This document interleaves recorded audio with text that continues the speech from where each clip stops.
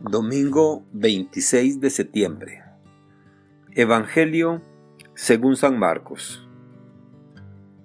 En aquel tiempo, Juan le dijo a Jesús: Hemos visto a uno que expulsaba a los demonios en tu nombre, y como no es de los nuestros, se lo prohibimos. Pero Jesús le respondió: No se lo prohíban, porque no hay ninguno que haga milagros en mi nombre que luego sea capaz de hablar mal de mí. Todo aquel que no está contra nosotros está a nuestro favor. Todo aquel que les dé a beber un vaso de agua por el hecho de que son de Cristo, les aseguro que no se quedará sin recompensa. Al que sea ocasión de pecado para esta gente sencilla que cree en mí, más le valdría que le pusieran al cuello una de esas enormes piedras de molino y lo arrojaran al mar. Si tu mano te es ocasión de pecado, córtatela, pues más te vale entrar manco en la vida eterna que ir con tus dos manos al lugar de castigo, al fuego que no se apaga. Y si tu pie te es ocasión de pecado, córtatelo, pues más te vale entrar cojo en la vida eterna que con tus dos pies ser arrojado al lugar de castigo. Y si tu ojo te es ocasión de pecado, sácatelo, pues más te vale entrar tuerto en el reino de Dios que ser arrojado con tus dos ojos al lugar de castigo, donde el gusano no muere y el fuego no se apaga. Palabra del Señor. Gloria a ti, Señor Jesús. Reflexión. Hermanas y hermanos, la palabra de Dios que hemos escuchado este domingo podríamos resumirla en una frase: nadie puede ser excluido de un servicio que se realiza en nombre de Dios. O dicho de otra manera, a nadie debemos impedirle que haga el bien, aunque no sea de nuestro grupo, pues Dios actúa a través de la bondad y del amor de las personas. En medio de las tradiciones del pueblo israelita por el desierto, el libro de los Números nos presenta el relato del reparto del espíritu que reposaba sobre Moisés entre 70 miembros del pueblo. La intención es que Moisés no tenga que llevar la carga solo. Con esta acción de Dios, la responsabilidad queda repartida.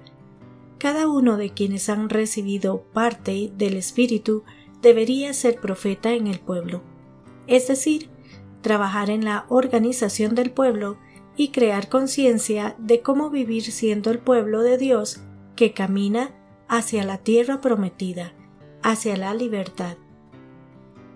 Pero Josué no comprende que todo el que haga el bien o que influya de manera positiva en la conciencia de ser hermanos debe ser considerado profeta, y por eso aconseja a Moisés que lo prohíba. Por su parte, Moisés ha captado muy bien que, en el trabajo de liberación del pueblo, todos tienen una gran tarea, y responde a Josué con palabras aparentemente duras, que en definitiva buscan abrir la conciencia de su ayudante. Ojalá todo el pueblo fuera profeta. En la misma línea, nos presenta el Evangelio una situación semejante con los discípulos de Jesús. Apenas transmitida por Jesús la lección sobre quién es el mayor, se produce un incidente que tiene que ver con la exclusividad de los miembros del grupo seguidor de Jesús. Juan cuenta a Jesús que han impedido a un hombre expulsar demonios en su nombre, porque no se trataba de uno de los miembros del grupo. La respuesta de Jesús es sabia.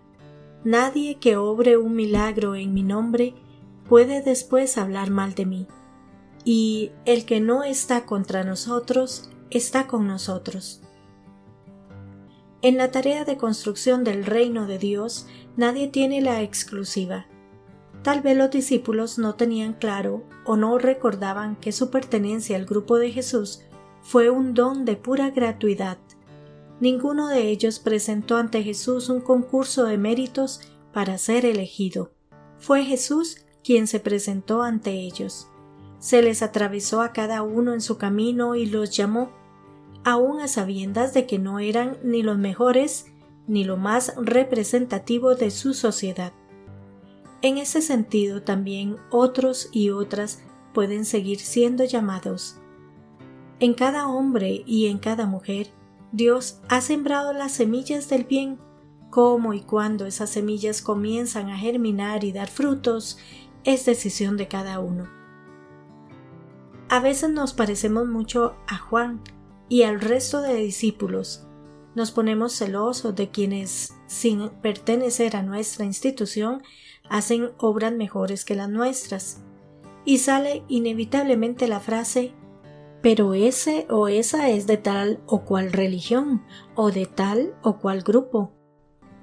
Anteponemos a la vocación universal de hacer el bien y a la práctica del amor unos intereses mezquinos y unos criterios de autoridad y de exclusividad que no son los de Jesús. Cuando el egoísmo de grupo prevalece, cuando excluimos a los que no pertenecen a nuestro grupo o a nuestra iglesia, lo que se logra es minimizar a Dios, ponerlo en ridículo ante el mundo.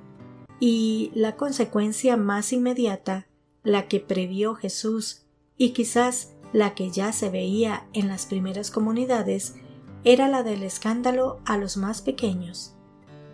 A Jesús le preocupan los pequeños, no solo los menores de edad, sino los que apenas empiezan a intuir la dinámica del reino con la subsiguiente imagen de Dios que Él propone. Con todo, a través de los siglos, la tentación del exclusivismo o de acaparar a Dios se convirtió en hechos reales. ¿Cuántos creyentes promotores del bien, de la justicia y de la paz fueron excluidos solo porque no eran de los nuestros? ¿Cuántos Josués y Juanes se han empeñado todavía en defender una pretendida exclusividad que, por supuesto, nadie posee, con lo cual lo que logran es escandalizar a muchos, haciéndoles creer que Dios es tan pequeño que puede reducirse a los estrechos límites de un grupo o de una institución?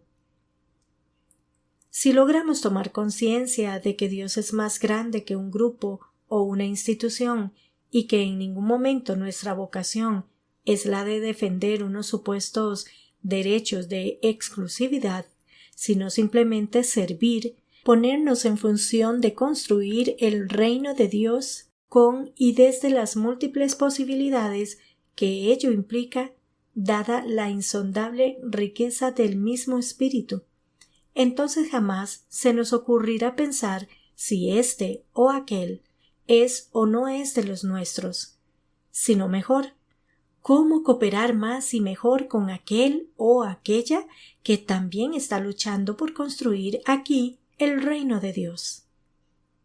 Que Dios les bendiga y les proteja.